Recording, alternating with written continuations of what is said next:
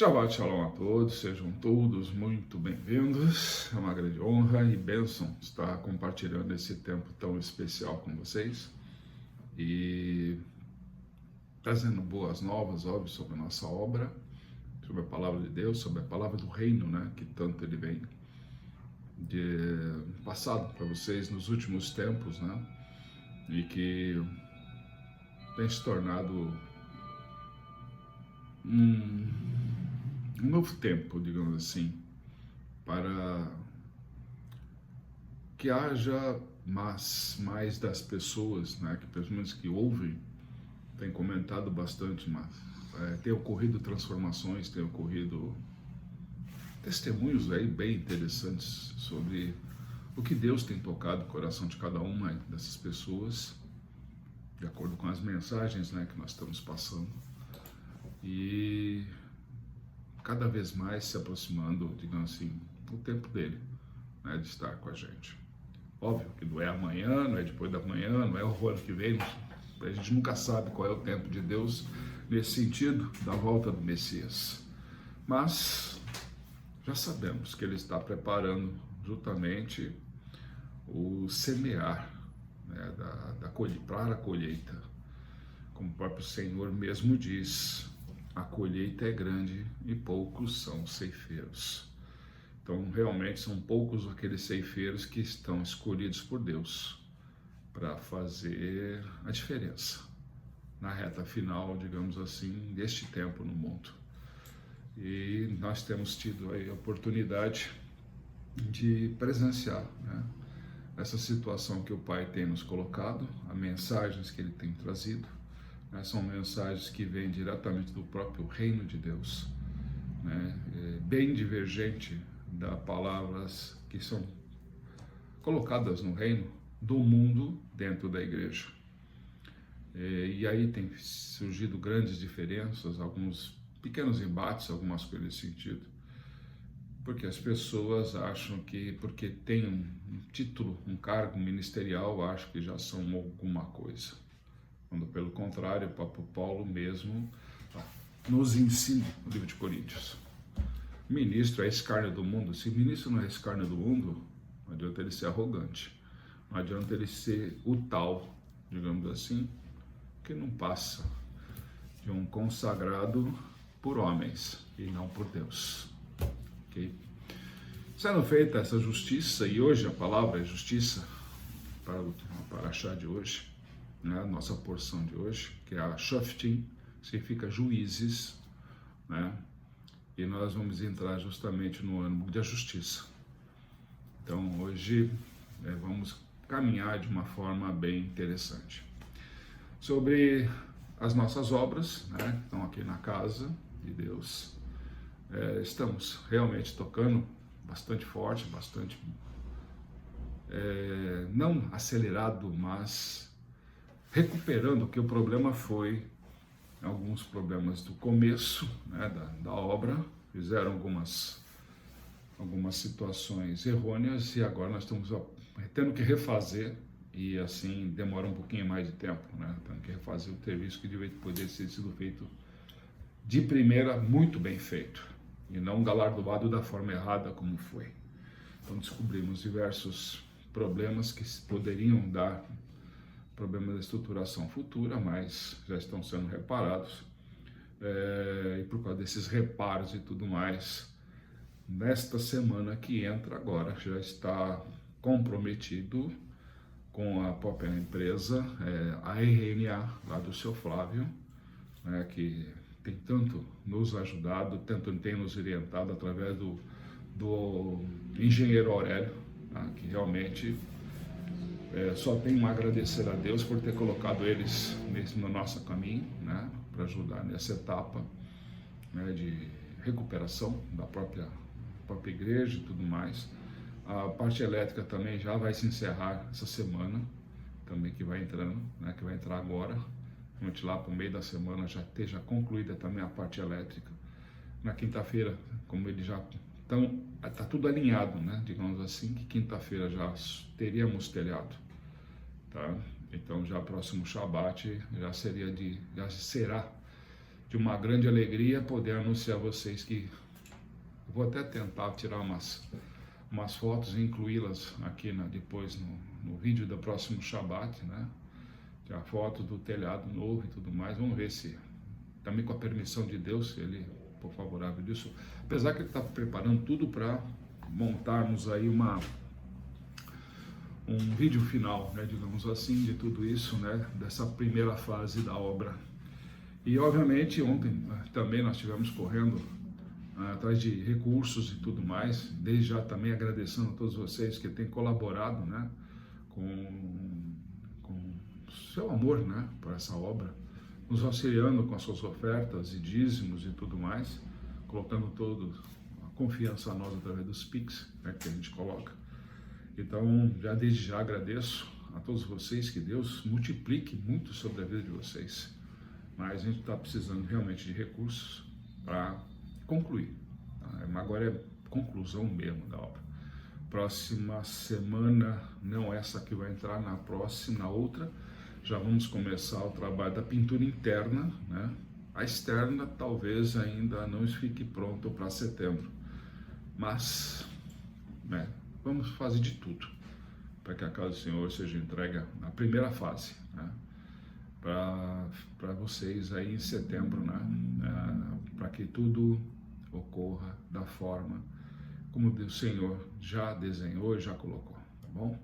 Mais uma vez, obrigado a todos, agradecemos de todo o nosso coração.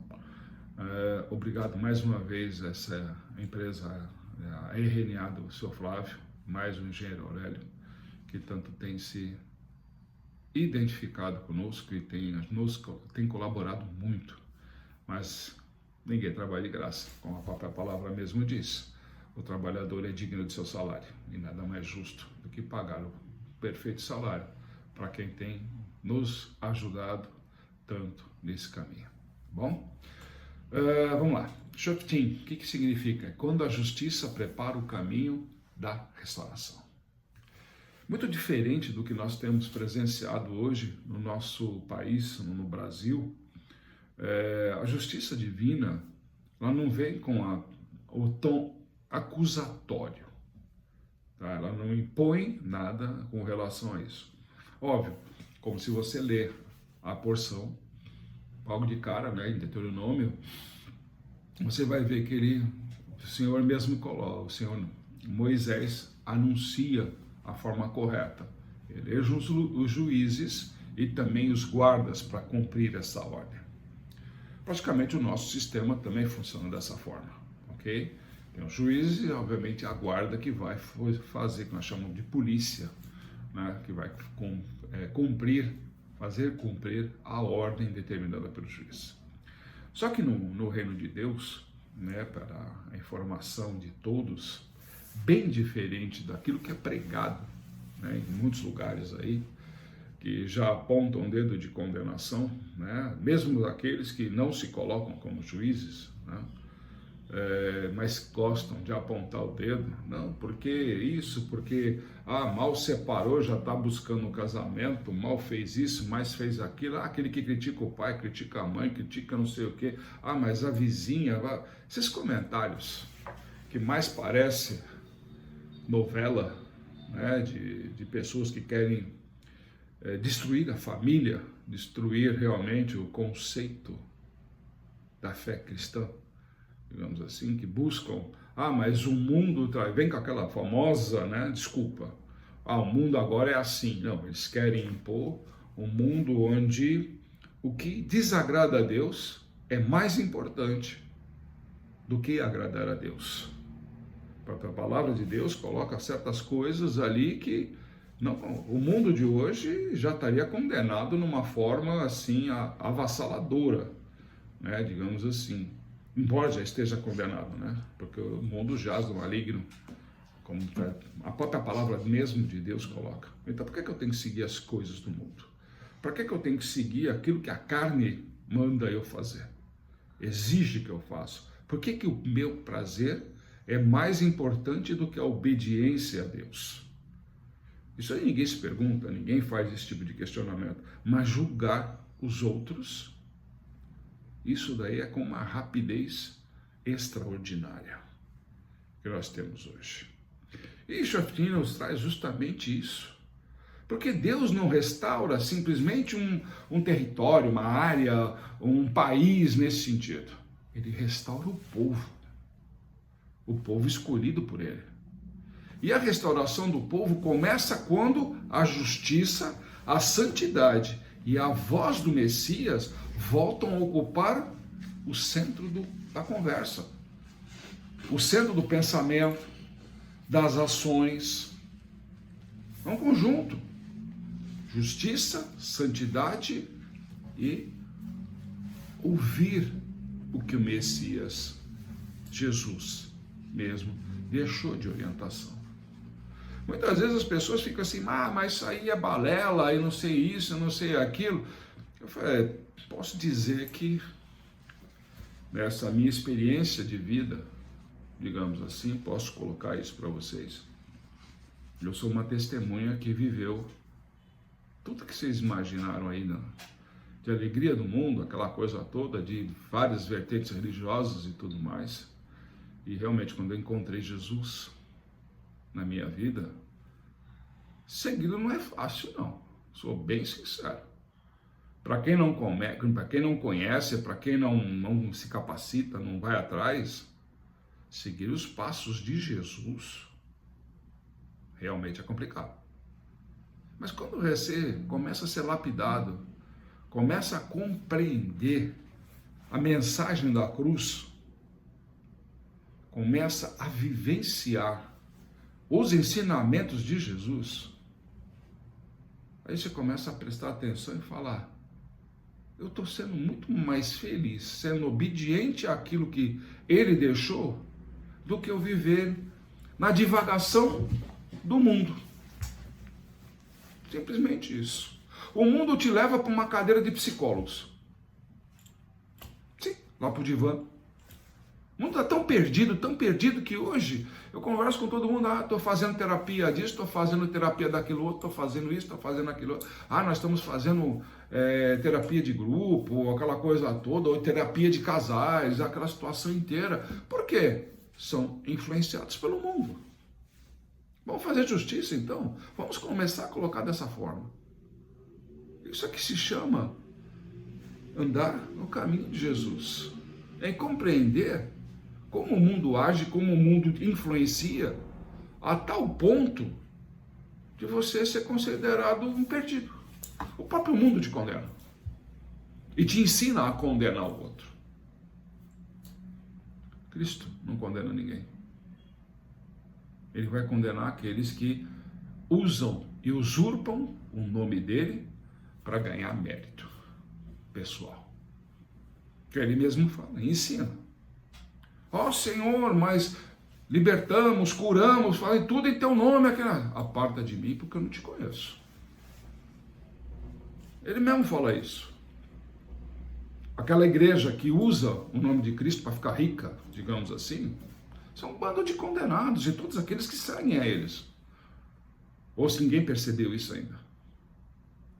São condenados, porque usam o próprio nome do Senhor para enriquecerem, enganar o próximo.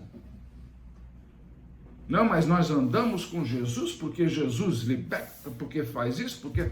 Vamos parar de dicotomia barata. Não é porque você se ajoelhou no vaso sanitário, orando, que escreveu um livro dentro de uma prisão, que te dá mérito de alguma coisa. Não é nada disso. Quando você não passava de um carguinho simples, de uma empresa muito bem estruturada, você foi funcionário, apenas. Não aguentou ganhar salário pequeno e aproveitou para explorar a fé de muitos. Começa por aí. Eu conheço muitos líderes assim. Muitos que eram diretores de multinacionais e tudo mais, hoje estão nos altares e não sabem viver sem dinheiro. A justiça virá sobre eles. Mas não a justiça dos homens, Porque a justiça do homem é falha. Porque é sujeito a homem, e homem falha. Eu não posso condenar lá um juiz, porque o julgamento dele foi errado, porque foi isso, foi aquilo. Eu seria um maluco, coloquemos assim. Um estúpido, se eu condenasse um homem. Eu sendo um representante de Deus nesse mundo, eleito e ungido por Ele, pelo Senhor. Como Paulo mesmo afirma, eleito de Cristo, ungido por Senhor Jesus, para apóstolo. Paulo mesmo fala isso o tempo inteiro, e reforça em cada epístola que ele manda. Então, se eu sair condenando os juízes por aí, por exemplo, que muitos fazem, seria maluco. Não porque eu vou ser preso se eu julgar, mas não tem sentido, porque eu estou julgando um irmão meu. Sim. Mas ele é inimigo. O Senhor mesmo falou: orem por aqueles que te afligem. Então, se a palavra de Deus, o ensinamento de Jesus não serve para você, por que você se diz cristão? Por que você se coloca num pedestal, digamos assim, de intocável? Já pensou nisso? Por que você julga o teu próximo? Mas ele é juiz e condenou o fulano lá porque ele é do partido A, do partido B, porque ele tem isso, tem aquilo, e você não tem? O seu partido, sua forma de pensar e de agir? Então, por isso você também estaria condenado? É isso? Como vocês veem, o tema de hoje é justiça. Vamos fazer justiça. Vamos fazer justiça conforme o ensinamento de Deus, não dos homens. O texto base de hoje é da Parashá Shoftim, Juízes, como eu já falei. É Deuteronômio 16, 18 até 21, 9. A Haftará, Isaías 51, 12 até 52, 12. O Evangelho de João, capítulo 11, é a Brit Hadashah, Atos 3, de 22 e 23. Ok? E hoje nós buscamos o quê? Santidade e justiça para um povo restaurado. Ok? Não estamos falando para quem não está restaurado. Vamos falar objetivamente para quem é restaurado.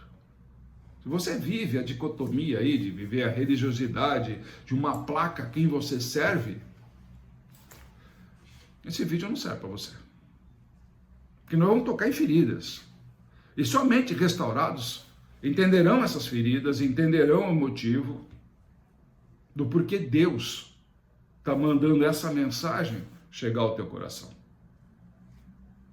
O Deus que chama Sião a despertar aponta para o Senhor Jesus. O profeta semelhante a Moisés, a ressurreição e a vida. Se essa palavra já não te toca, é porque você segue muito mais a placa do que a Deus. Porque ele mesmo fala, e já disse, ele não vai restaurar um território. Ele não vai restaurar a sua igreja, não vai restaurar o seu país, sua cidade, seu estado, sua família, nesse sentido. Ele quer restaurar o povo dele. O povo que realmente obedece às leis, os ensinamentos, e não fala que a lei caducou. Ainda essa semana mesmo, um rapaz que chegou, se apresentou aqui na obra e tudo mais, que falou que estava começando a ler a Bíblia, queria ler Bíblia de estudo e tudo mais nesse sentido. Eu falei, pô, que legal, beleza. E aí começamos a conversar, ficamos quase uma hora ali conversando. E aí ele, bem, óbvio, eu não. O pai deu toda a direção para ele. Ele filmou lá dentro, tal, a cruz, aquela coisa toda nossa lá que nós temos, né? E aí ele falou, poxa, toca a gente aqui dentro, não sei por quê. Mas a palavra de Deus tá, eu falei assim, cara, você lembra quando o pessoal fala que a lei caducou? Sim, sim, o pessoal, muito nas igrejas que eu vou, ele fala, realmente a lei caducou. Eu falei, pois é, a lei está dentro do livro de Êxodo. E Êxodo faz parte da sua Bíblia. Então, sua Bíblia caducou? Seu ensinamento caducou? Se a palavra de Deus está dentro da sua Bíblia, como é que a lei caduca? Ele ficou pensando e falou assim, realmente, como é que esses caras fazem esse tipo de proposta, esse tipo de ensino, se a própria palavra de Deus é viva? E se pega a Bíblia lá do altar e sai esfregando na cabeça, tem ministros que eu conheci que bate na cabeça das pessoas com a Bíblia. E não é tapinha, não, é porrada mesmo. Bate forte mesmo com a Bíblia na cabeça do cara, querendo quase que enfiá-la lá dentro da cabeça do sujeito. Eu falo, isso é agressão. Isso é uma agressão. E se você está passando por isso, da sua igreja aí, eu recomendo. Delegacia de polícia. Vamos fazer justiça. Delegacia de polícia de fato. Isso é agressão. Se a palavra de Deus, o verbo, não entra em você, não é pela força do homem, pela força física do homem, porque significa que ele não tem Deus. Ele não segue a Cristo. Ele não tem a inspiração divina para te colocar. Não na sua cabeça, mas no seu coração.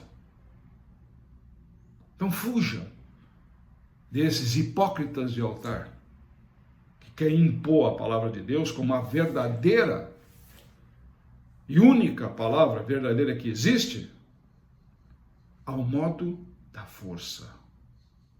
Porque não se esqueça, o módulo da força colocou Cristo na cruz. Já pensou isso? Cristo não reagiu. Cristo não esbofeteou quem estava batendo nele. Cristo não foi pelo caminho murmurando. Cristo não foi pregado xingando ninguém. O que Cristo fez naquela cruz? Pai, perdoa-os, não sabe o que fazem. Então como é que alguém, pela força, pode colocar algo dentro do teu coração, sem gerar traumas?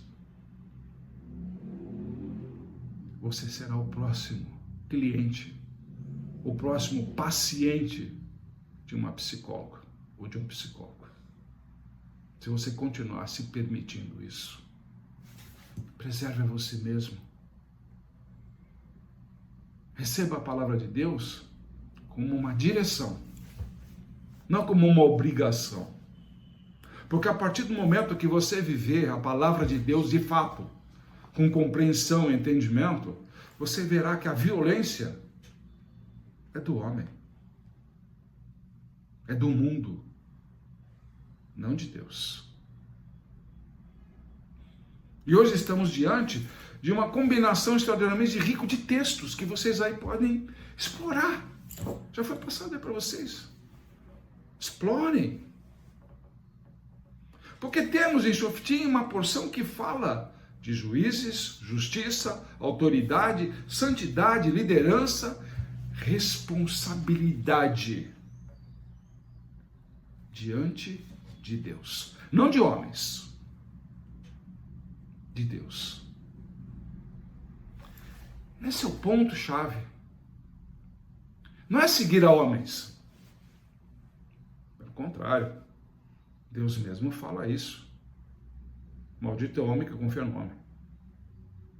E eu não quero andar sob maldição.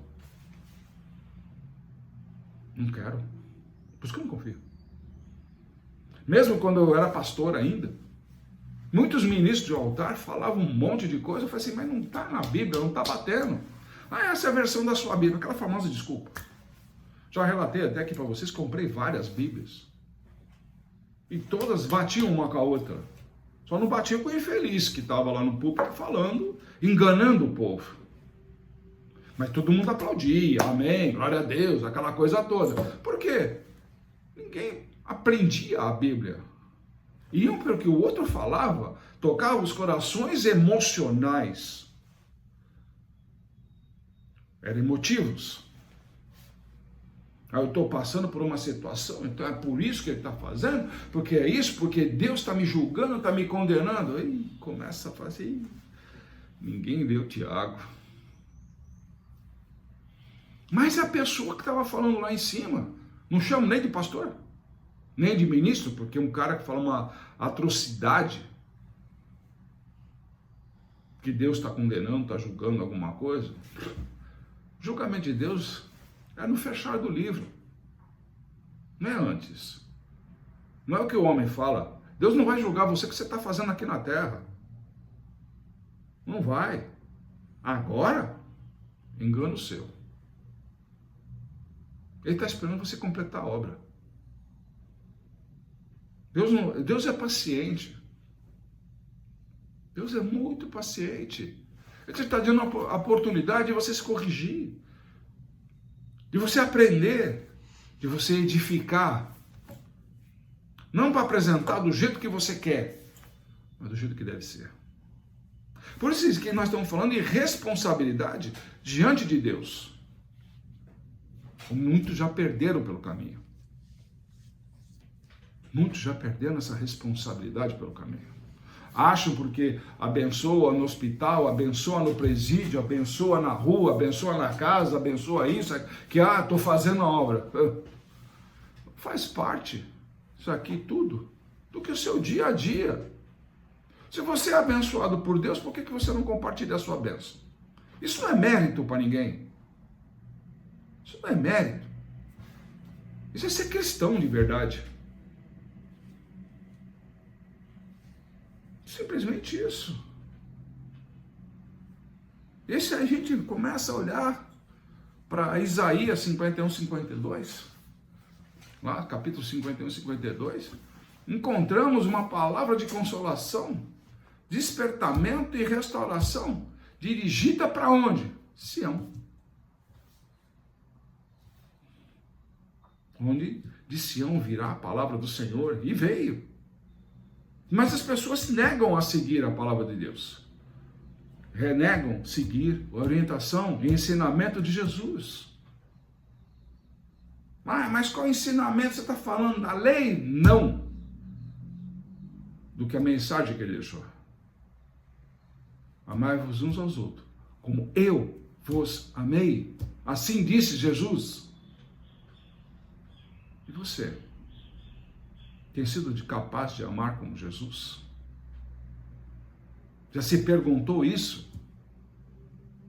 Em vez de apontar os dedos? Que justiça você tem praticado? O próprio Senhor mesmo ensina, não esqueça. Com a mesma medida e forma com que você julga os outros, você também será julgado. Já parou para pensar? Qual é a velocidade de julgamento seu? Para acusar o outro. Ou para enganar os outros. Dizendo que faz uma obra fantástica, que é o ótimo engenheiro, carpinteiro, sei lá, eletricista, psicólogo, contador, administrador, uma série de outras coisas mais, que você é bom de tudo aquilo, não é? Mas quantas pessoas se enganou pelo caminho? Quantas? Tivemos aqui, exemplo na obra. Bam.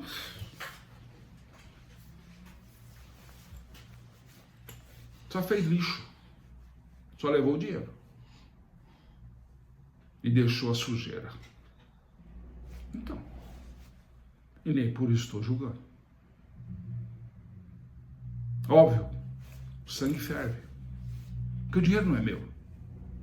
Nunca foi. Dinheiro do Senhor. A diferença é essa. Ele não roubou o apóstolo Paulo. Ele roubou Deus. Só isso. Não sou eu que tenho que julgar. Não sou eu que tenho que praticar justiça. Tanto que quando vieram as pessoas falar, criticar, eu não quero saber o que fez de errado. Agora já está na mão de Deus, não na minha. Não mais na minha. Então, você é capaz de enxergar isso?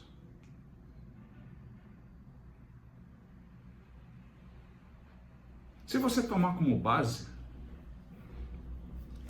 João 11, onde o Senhor Jesus se apresenta diante da morte e declara: eu sou a ressurreição e a vida. Quando você traz para esse ponto de análise, de julgamento, Cristo sendo ressurreição e vida, se eu não ando conforme Cristo,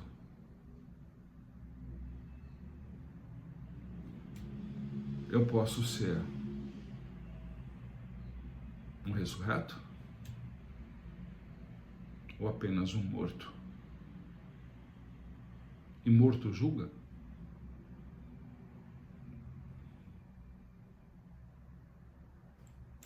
Tem gente aí que é cristã, fala que sou cristã, que me parece mais morto, porque não vive Cristo de verdade. E dá para perceber. Porque fala de nome de demônio, porque é isso, que é libertação, que é do culto lá da igreja, que babá. Mas só fala de demônio. E sai blasfemando todos os nomes de demônio, quando Deus proíbe de falar o próprio nome deles. Mas o cara enche a boca para falar dos demônios. Aí você está endemoniado, cidadão. Imagina, eu repreendo lá, aquela conversa mole. O cara não se enxerga nem a si próprio. Mas quer conduzir todo mundo por esse vale de sombras. Então, como é que eu posso dizer que ele está na ressurreição e na vida com Cristo?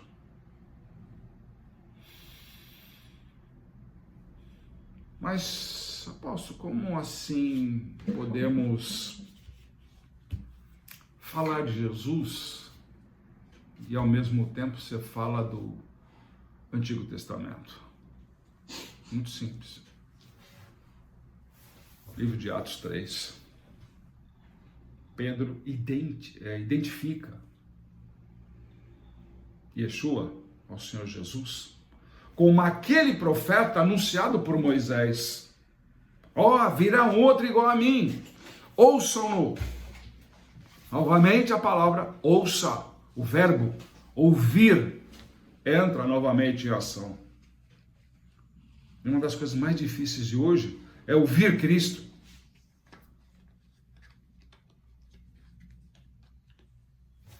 Como vocês podem ver, nós estamos aqui diante de qualquer textinho montado para uma pregação. E aqui existe uma linha que atravessa tudo isso. Justiça, santidade, despertamento, restauração e o Messias. Assim que leva a palavra inteira, de Gênesis a Apocalipse, tudo leva ao Senhor Jesus. E hoje nós podemos propor uma pergunta. Que tipo de povo Deus precisa formar para sustentar a restauração que Ele deseja realizar? Ele deseja realizar. Não você. Não é do seu jeito. Que tem muita gente aí que quer forçar uma restauração da pessoa, à força. Mas não é pela força, pelo amor. A partir do momento que você ama o teu próximo, e esse amor é verdadeiro, a pessoa sabe que você está orientando ela pelo caminho correto. Porque Deus habita em você. Não porque o que você fala, porque seria ruim e contraditório você ser testemunho de você mesmo. O próprio Senhor mesmo várias vezes falou isso. Eu não posso ser testemunha de mim. Deus o é. Ponto. E você? Tem capacidade de entregar o que você faz para Deus ser tua testemunha? Sem erro, sem mácula, seguindo realmente a obediência a Ele? Tem moral para isso? E se tiver errado, pagar por isso? suportar o erro, a condenação? Tem essa capacidade? Porque muitas vezes queremos a restauração sem transformação. Queremos avivamento sem santidade. É o que mais está ocorrendo por aí. Todo mundo se maravilhando com espetáculos disso e daquilo. Porque é o americano, porque é o inglês, porque é o japonês, porque veio aqui no Brasil, porque agora é um movimento de avivamento novo, pentecostalismo, que não sei o quê, papapá, papapá. Mas não tem santidade. Adora um homem, não a Cristo. Só porque ele fala de Cristo. Não significa que ele é de Cristo. Muitos querem ter autoridade sem responsabilidade. Promessas sem obediência.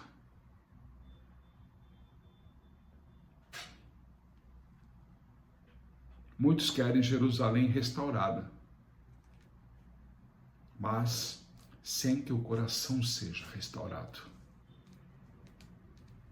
Mas a porção Shoftim começa lembrando que Deus se importa profundamente com a maneira como o seu povo administra a justiça. Quando nós podemos olhar aqui, Shoftim, juízes, é uma casa de justiça. Deuteronômio 16 começa colocando juízes e oficiais dentro das cidades. A instrução é clara: julgarás o povo com justo juízo. Não de uma forma emocional, emotiva, partidária, corrupta, enfim, não importa. Mas de uma forma com justo juízo. Ou seja, o discernimento, entendimento da palavra de Deus, das atitudes que são colocadas pelas pessoas. Não porque ele é o juiz e eu sou o galardão, porque perante Deus não é nada. Mas conforme testemunhas que irão provar a verdade. Fulano falou isso, fulano falou aquilo. Essa semana mesmo fui chamado de mentiroso. Mesmo tendo três testemunhas a meu favor. A pessoa que estava sendo condenada, dizendo que eu ainda era mentiroso. Eu dei risada. Falei assim, pela lei de Deus, eu tenho 3 testemunhas daquilo que você falou. E não tem como voltar atrás. Porque 4 ouvidos ouviram o que você falou. E não adianta você negar. Por isso que existe a testemunha.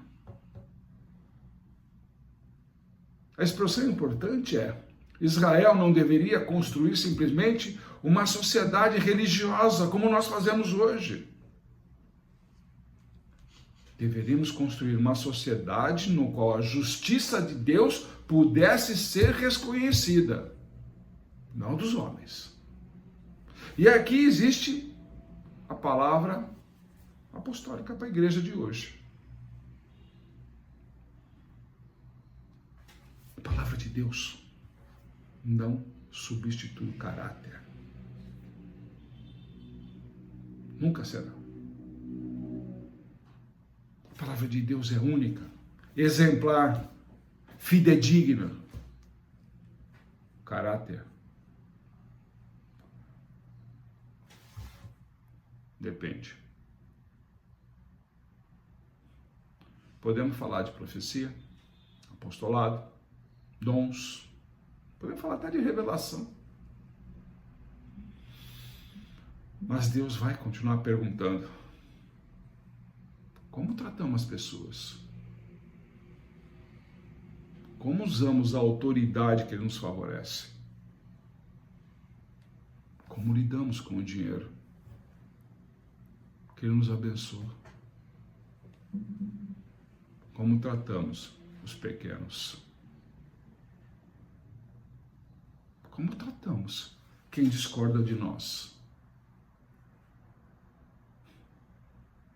como julgamos, como lideramos, como corrigimos, como usamos aquilo que Deus colocou em nossas mãos. Shoftim nos mostra que a autoridade sem justiça. Ele vai nos mostrar que sem justiça se transforma a corrupção religiosa. Simples. Autoridade sem justiça? Que autoridade é essa? Você reconhece alguma autoridade que não pratica justiça? Como é que pode ser autoridade, então, se não tem justiça? Estamos falando no âmbito de Deus. Não da lei dos homens, mas da lei de Deus. Se ele te institui autoridade, você tem que fazer o quê? Como foi dito, o justo juízo. Como você consegue fazer o justo juízo sem a justiça? Sem querer passar pelo peso da espada. Afinal de contas, a espada de Deus tem 2 gumes, não se esqueça. Do mesmo jeito que ela passa cortando, ela te devolve. Semelhantemente, no mesmo peso que você mede o teu próximo. Isso se chama corrupção da igreja. Quando você só aponta os erros do próximo. É o que mais vejo nos altares. Ah, porque você não segue a palavra de Deus, porque você não tem fé, porque... A maior desculpa que existe, a maior hipocrisia religiosa de hoje em dia é: pô, você falou no altar que havia uma promessa de Deus para minha vida, que ia acontecer isso, que ia acontecer aquilo, e piriri, porra, o cara chega cheio de razão, e ele é humilhado pela autoridade, vamos dizer assim, pastor, bispo, sei lá, o raio que for lá, dizendo: faltou fé em você, filho. É a pior e mais hipócrita desculpa e resposta que alguém pode ouvir. Não, se você doar aqui no altar, Deus vai te abençoar. O cara, tá bom, vamos na fé, pum, bota lá no altar. Aí não acontece. Chega lá e fala: então você falou. Não é isso? Você falou que ia acontecer. E não aconteceu. Ah, não, você não teve fé. E aí que eu apoio a justiça dos homens. Nesse ponto. Charlatanismo.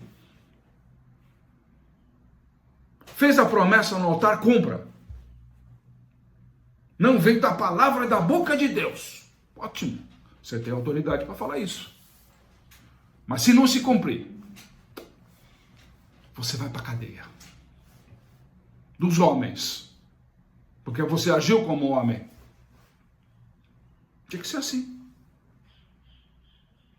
A lei clara. Isso é justiça. Aí você ia ver como tantas igrejas iriam fechar. Ia ser simples. Porque eu vejo muita profetada por aí. Muita gente se dizendo: sou homem de Deus, aquele negócio, abre a boca, aquele negócio todo para lá. Mas na hora já bate aquele negócio. Isso não veio de Deus. Mas o cara insiste.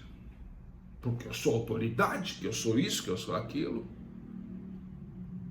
Então faço o desafio com vocês. E vou até repetir. E aquilo me incomodou até hoje. E ninguém fez nada. Porque o charlatanismo continua. Quem não lembra de um bispo aí, de uma famosa igreja? Se você der seu carro velho no altar, Deus vai te compensar com uma Lamborghini. Quem não se lembra disso? Quantas Lamborghini andam na cidade de São Paulo, hein? Isso não é charlatanismo? Ou você vai oferecer no altar, aqui na câmara, seja lá qual é o nome do propósito. Deus vai multiplicar na sua vida, que não sei o que, papá. Você vai ser empresário, você vai ser dono de empresa, você vai ter tantos caminhões, tanto não sei o que, tantos funcionários, não sei o que. E você está até hoje batendo cartão na empresa. O que é isso? Charlatanismo. Houve custo para você? Se não houve custo, fica na sua, fica quieto. Mas houve custo para você? Você ofertou, cumpriu a regra daquilo que foi pedido e não se cumpriu? Ótimo, charlatanismo. Vamos ser sérios. Vamos falar em justiça, não foi isso que nós estamos conversando desde o começo? Jofim não fala de juízes, já que a gente quer julgar na situação da palavra de Deus. Então vamos levar a sério a palavra de Deus. E não cair na corrupção religiosa que está sendo permitida a praticar hoje. A corrupção do engano. Ah, você vindo aqui, você vai ser abençoado, você vai multiplicar, lota a igreja, aquele negócio cheio de promessa. Aí vai um bando de pessoas lá que a gente respeita e tudo bem, na boa, que Deus abençoe cada uma delas. A gente pede. Eu peço, cada uma que está dentro da igreja, que Deus abençoe cada uma delas. Que encontre um propósito de vida, que encontrem Deus, principalmente. Ouçam Deus. Não é apenas um encontro, mas ouçam de fato o que Ele tem para dizer. E você é capaz de desafiar o seu pastor como ele te desafia? Porque eu sou desafiado todo dia. E não fujo, não. Não fujo do pau. Não fujo. Mas também, quando Deus bota a palavra na minha boca, sai de baixo. Vamos agora. Olha os desafios que Ele está te lançando. Nunca recuei. Depois que eu comecei a andar com Deus, com o Senhor Jesus, me ensinando, e eu morri para mim. Como Paulo mesmo diz, morri para esse mundo, viver é lucro. Já estou no lucro. Estou no lucro já. Enquanto Deus me permite permanecer nesse mundo, eu vou permanecer. A hora que Ele me recolher, glória a Deus, eu vou estar com Ele. Ponto. Ah, mas você não tem nada. Importa ter. Importa ter. Ter nesse mundo é a mesma coisa que dizer, eu não tenho nada na vida eterna. Para o Senhor mesmo dar essa dica, dar essa direção. Eu ter nesse mundo, vem ladrão, vem traça, vem ferrugem, tudo que não presta. Simples assim. Muito simples.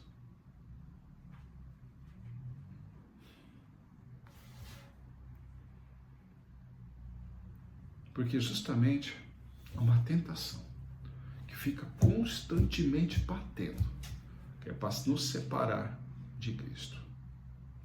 As famosas desculpa. Isso é espiritual, isso é administrativo, isso é político, isso é familiar, isso é ministerial. Mas na perspectiva bíblica, tudo isso está diante do santo. E Ele olha tudo isso. A igreja não pode pedir que a sociedade pratique justiça se a própria comunidade de fé não pratica a própria justiça de Deus.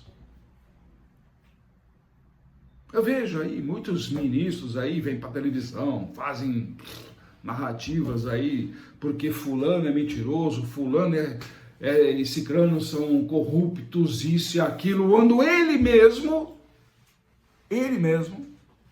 rouba a Deus. Rouba a Deus.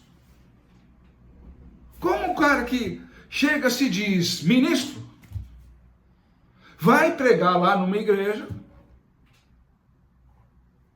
E cobra 5 dígitos para ir ministrar fora as mordomias. Às vezes até 3 dígitos, né? Não, melhor, 6 dígitos, né? 6 dígitos para ir pregar só porque ele é o bambambam.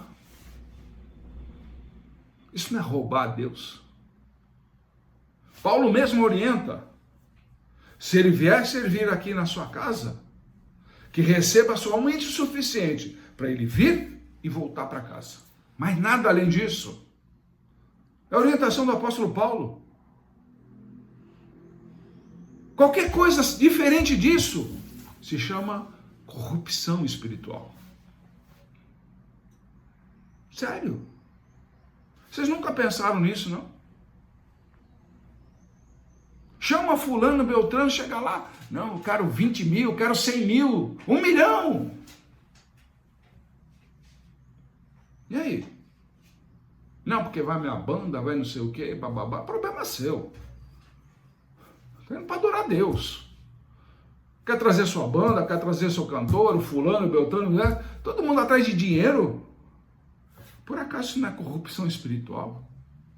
O louvor que tem naquela igreja lá, mesmo que seja uma simples caixinha de som, não serve para esse ministro? Teseu do ministro? Não, porque ele vem, porque a caravana dele é que não sei o quê, papá. Vamos parar com corrupção espiritual, pô. Então, para que são ungidos tantos ministros? Toda semana. Para quê? Não é para despertar a autoridade? Se tem que vir um outro com autoridade na sua casa para pregar o evangelho, porque você não serve,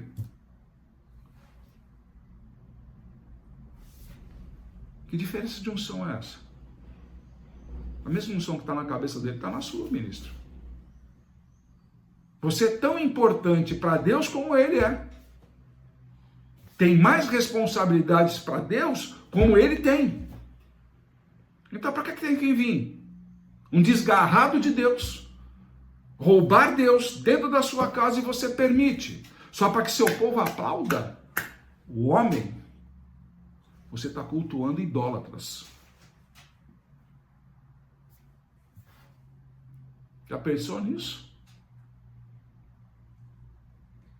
Porque não podemos proclamar o reino de Deus e reproduzir valores de um império romano. Não podemos falar de restauração enquanto alimentamos divisões. Não podemos falar de Sião enquanto desprezamos as pessoas. Não podemos falar de santidade enquanto fazemos alianças com aquilo que Deus chama de injustiça.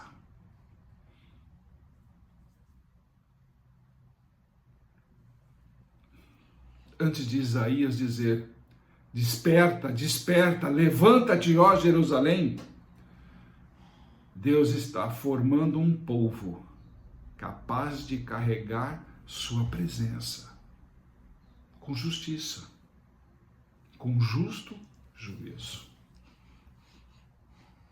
Por isso que hoje ele está mandando uma palavra diretamente do reino para a tua vida.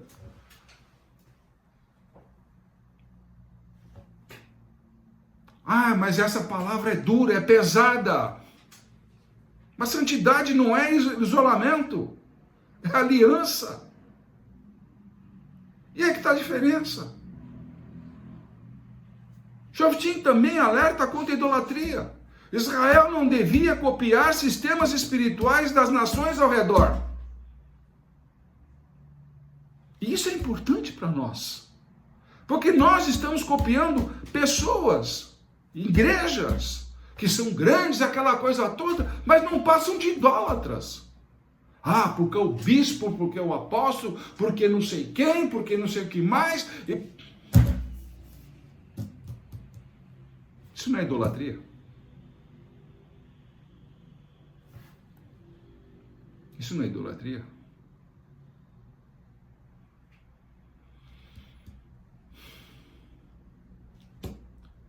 Imagina então quando falamos de uma reunião onde existem diferentes histórias espirituais.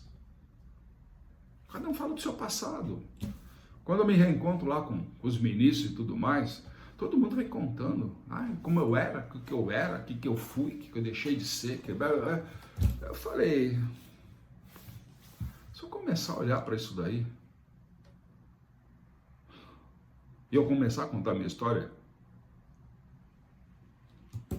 vai parecer romance, ou, sei lá, um livro dramático. Vai fazer muita gente chorar. Mas nem por isso eu vivo do passado. Eu vivo do presente e o futuro que Deus me promete. Já não importa mais o que eu fui. Os erros que eu comecei. O que aconteceu comigo no passado. Não importa. O que me importa é cada dia o meu nascer com Cristo. Meu amanhecer com Ele. Quando Ele me fala, diariamente, quando você acordar, tome a sua cruz e me segue. Está na palavra dele.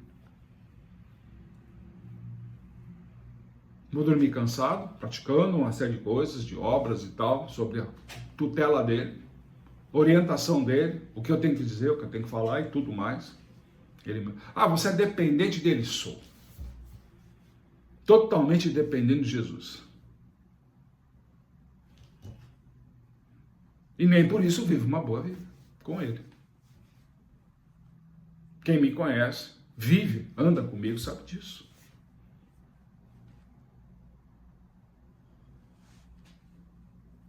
A pergunta é, nós honramos as raízes da fé bíblica?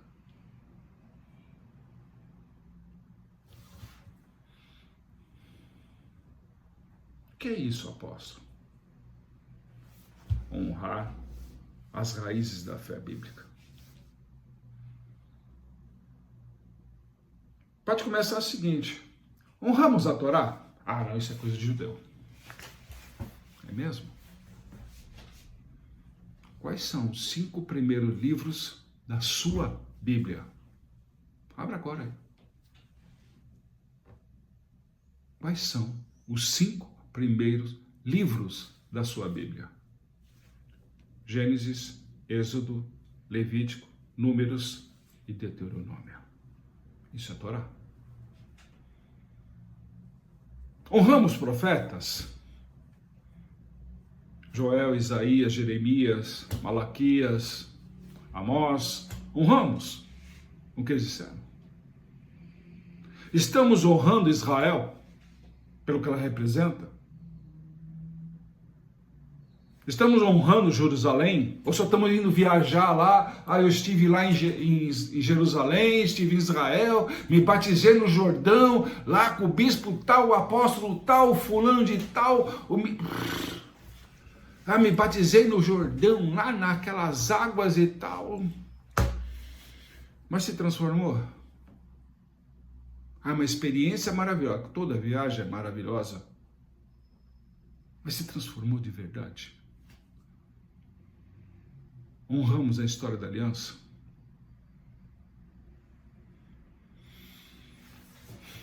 Será que somos capazes de confessar que, como seguidores de Jesus, toda a história se encontra o seu centro em Jesus?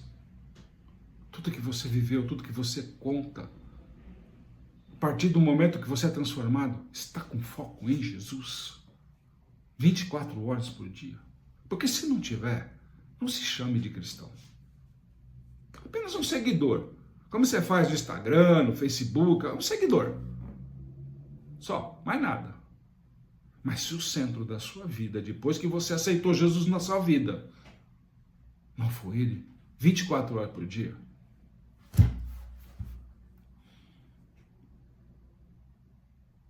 mas apóstolo, o que a gente pode fazer melhor? Podemos fazer uma coisa muito melhor. Deixar as Escrituras falarem. Simples. Ouça. Porque lá em Isaías 51 está escrito, eu sou, vocês sabem quem é, que vos consola. E ele mesmo diz, o chamado, ouve-me, vós que seguis a justiça. Isaías 51. Observe a conexão que ele vai ter com os juízes. Shoftim diz de justiça. Isaías, vós que seguis a justiça. Então Deus fala a um povo que está cansado, ameaçado e aparentemente esquecido. É como se Sião dissesse, Deus ainda se lembra de nós? Mas Deus responde, porque Ele responde sempre, nunca te deixou na mão. Não, mas Deus me abandonou, não. Você que não ouviu o que Ele estava falando, mas Ele sempre responde, porque Ele fala assim, eu sou aquele que vos consola. Essa é uma das grandes mensagens que nós temos. Ele vai sempre consolar. O eu sou. Quando você vê na Bíblia, eu sou, opa, está falando de Deus. Jeová, Yahvé, o que você quiser chamar. Yeshua, Jesus. É Ele. Deus não perdeu o controle da nossa história. Israel pode até estar ferido. Você pode estar ferido. Jerusalém pode estar em ruínas. Sua vida pode estar parecendo no próprio deserto. O povo pode até parecer pequeno. As circunstâncias podem até contradizer uma promessa. Mas tem a palavra de Deus que diz, desperta.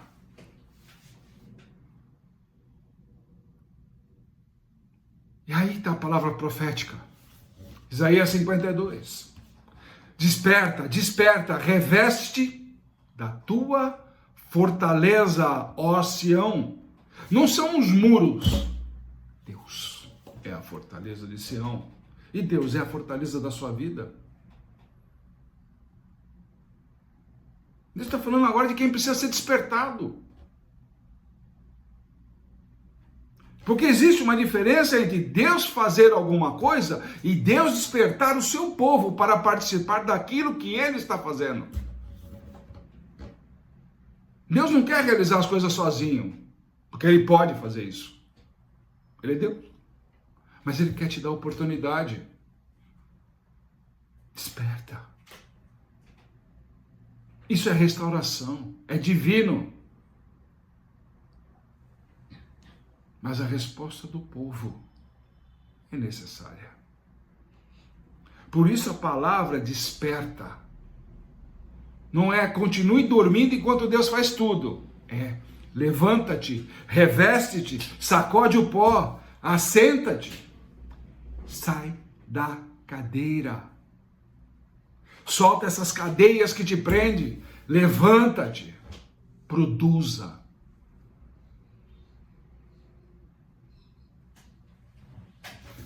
Para você ter uma definição mais transparente, eu fiz um apanhado de algumas coisas que tem dentro da Bíblia. Não por os versículos, eu não vou ficar aqui enchendo vocês de versículos, que não adianta nada, que vai ficar naquela metodologia do tipo, eu te passo o versículo, você lê o versículo, oh, ele tem razão, tem isso. Vá ler a Bíblia. Ok? Vamos parar de comodismo também. E se a gente começar a analisar, o que é profeta? O profeta não existe simplesmente para prever acontecimentos, ok?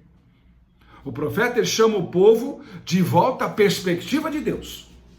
Se o profeta que você ouve não te traz a isso, não te leva a isso, fuja, não é profeta.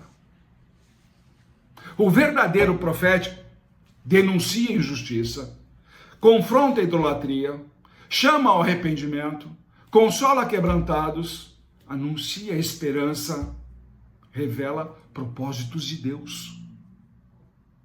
Prepara o povo para aquilo que Deus está realizando. Por isso aí, Shoftim, Juízes e Isaías se encontram dizendo: justiça sem esperança pode produzir condenação. E esperança sem justiça pode produzir ilusão. Como é que você quer navegar na esperança daquilo que o ministro fala no altar, se não há justiça sobre aquilo que ele fala? E não adianta dizer, vem de Deus. Deus toca meu coração, Deus fala na minha boca, Deus fala isso, faz aquilo, quando não tem a responsabilidade daquilo que ele está falando, porque ele quer se colocar no lugar de profeta. Só isso? E você aceita essa palavra de homem? Não, mas é homem de Deus, então haja como tal. Porque Deus diz: sejam santos. Eu vou restaurar. Deus quer confrontar esses ministros hoje. E quer consolar aqueles enganados. Porque Deus corrige, Deus redime, Deus julga, mas também salva.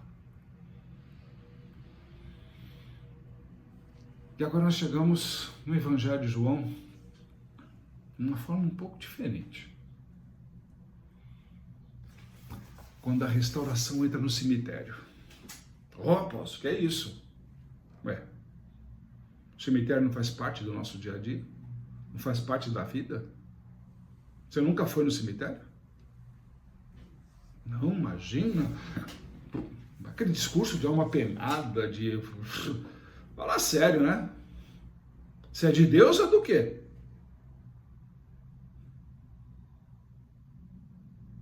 Isaías fala, desperta, não é isso? Shoftim está falando, pratiquem justiça. E João apresenta o Senhor Jesus diante de um homem morto. Onde está Lázaro? Dentro do túmulo. A situação, se você analisar de uma forma humana, não é simplesmente difícil, é impossível. Se você falar humanamente, acabou, é isso. Lázaro está morto. E é exatamente nesse ambiente que o Senhor Jesus se declara: eu sou a ressurreição e a vida. Eu tenho a ressurreição. Ele não fala isso. Eu tenho a ressurreição. Por muitas vezes colocam alguns ministros aí. Não é isso. Ele diz, o Senhor Jesus: eu sou a ressurreição. Muda o foco ou não muda? Não é que ele tem, ele é. Por isso que muitas vezes as pessoas se preocupam em ter e não em ser.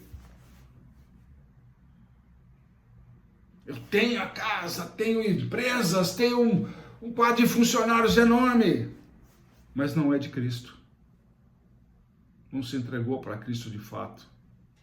Porque se fosse de Cristo, seguiria aquilo que ele ensinou para o jovem rico: venda as suas coisas, dê aos pobres e me siga.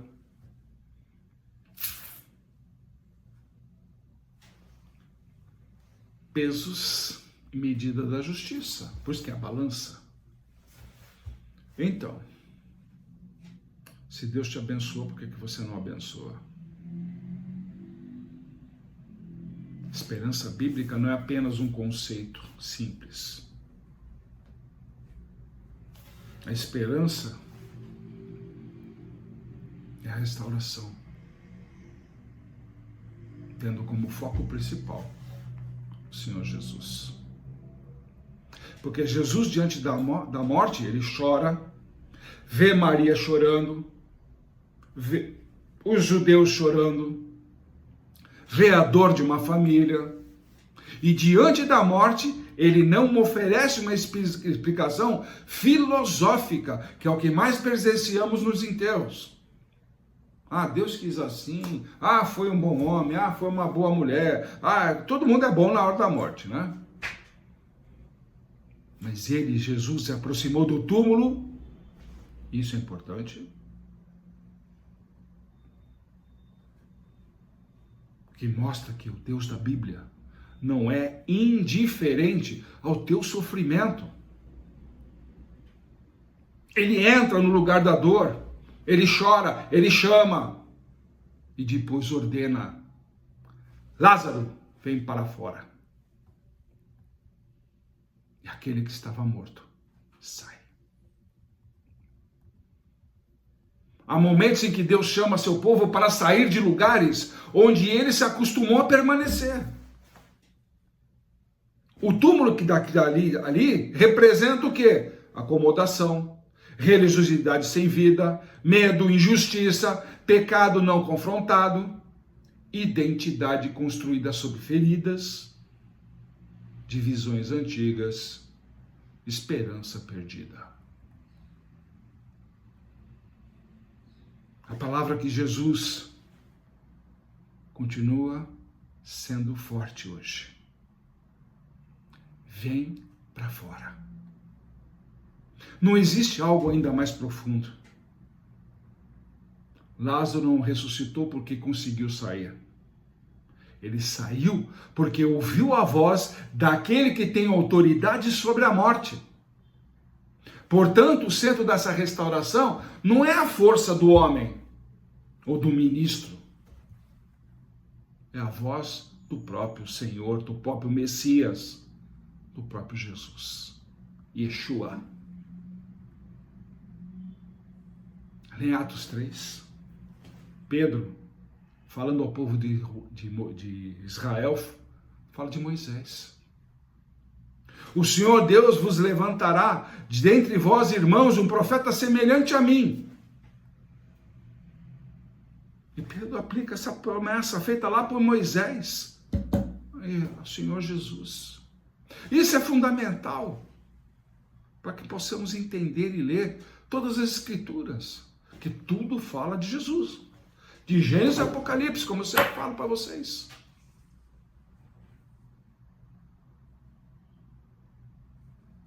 Jesus não aparece no Novo Testamento como alguém que rompe a história do Antigo Testamento, rompe a história com Israel.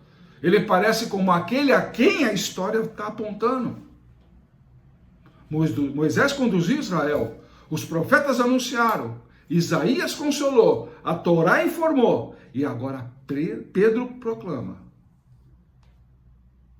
O profeta prometido chegou. E ele repete: a ele ouvis em tudo que vos disser. E aqui nós temos novamente o mesmo tema: autoridade. Joftim, ouçam a justiça de Deus. Isaías, ouçam-me. Atos, a ele ouvireis. E João, ouçam a voz do Senhor Jesus. Povo restaurado é um povo que aprende novamente a ouvir Deus. Joftim pergunta: que tipo de povo está sendo formado? Isaías pergunta: quando Sião despertará? João pergunta: quem tem autoridade sobre a morte? Atos pergunta: quem é o profeta que devemos ouvir? A resposta é Jesus. Não como substituto da história de Israel, não como Messias inserido na história de Israel, não como uma negação de Sião, mas como aquele em quem encontramos a esperança da redenção. Não como uma desculpa para a arrogância contra qualquer tipo de judaísmo, sei lá, que vocês queiram fazer, mas como aquele que nos chama à humildade, santidade, justiça e à reconciliação. A igreja, desperte. Não existe restauração verdadeira sem arrependimento. Não existe avivamento sustentável sem santidade. Não existe autoridade espiritual saudável sem caráter. Hoje Deus está chamando o seu povo. Não pelo aquilo que você diz, mas porque testemunham de você. Volte para a justiça, volte para a santidade, volte para a verdade. Se temos autoridade, precisamos exercê-la corretamente. Se lideramos, precisamos servir. O Senhor mesmo falou. Aquele que é maior no reino é o que mais serve. E ele veio para servir. Então por que você quer ser servido? Se ensinamos, precisamos viver aquilo que ensinamos e praticamos. Se profetizamos, precisamos amar. Se pregamos restauração, precisamos praticar reconciliação. O profético precisa ter mãos limpas. Isaías diz: desperta, desperta. Talvez exista alguém que perdeu a esperança. Talvez alguém que esteja espiritualmente adormecido. Talvez alguém que tenha se acostumado com aquilo que deveria incomodar. E hoje a palavra é desperta. Não porque você é forte. Pelo contrário. Paulo mesmo fala que é nas fraquezas que ele se torna forte. Porque só depende de Deus. Você tem que se tornar forte. Porque Deus está falando. Atos 3 diz: a ele ouvireis. João 11 mostra que esse é o Senhor Jesus, a ressurreição e a vida. Então a nossa pergunta final não é: eu aceito, eu acredito que Deus pode restaurar? Não. A pergunta é: eu estou ouvindo a voz daquele que Deus enviou? É isso. Porque o mesmo Senhor Jesus que chamou Lázaro para fora do túmulo, continua chamando pessoas para a vida. Não para a morte, mas para a vida. Não neste mundo, mas na eternidade. E hoje eu creio que Deus está dizendo: desperta, Sião. Desperta, igreja. Desperta, povo de Deus. Volta para a justiça, para a santidade, para a palavra, para a humildade, para a compaixão. Volta para a esperança. Mas acima de tudo, ouçam o Messias. Ouçam Jesus. Porque a restauração que esperamos não é simplesmente uma mudança de circunstâncias. É uma obra de Deus no coração. E quando Deus restaura o coração, ele começa a formar um povo capaz de carregar a sua presença e praticar a sua justiça, anunciando a esperança. Isaías termina a sessão falando de uma proclamação de boas novas e da manifestação da salvação de Deus. Nós, como discípulos de Senhor Jesus, anunciamos: o Messias veio, o Messias morreu, o Messias ressuscitou e o Messias reina e o Messias voltará. Por isso falamos: desperta, levanta-te, sê santo, pratica a justiça, consola os quebrantados, ama teu próximo. Orem pela paz de Jerusalém. Anuncia a esperança do reino. Porque a última palavra não pertence ao túmulo. A última palavra pertence à vida.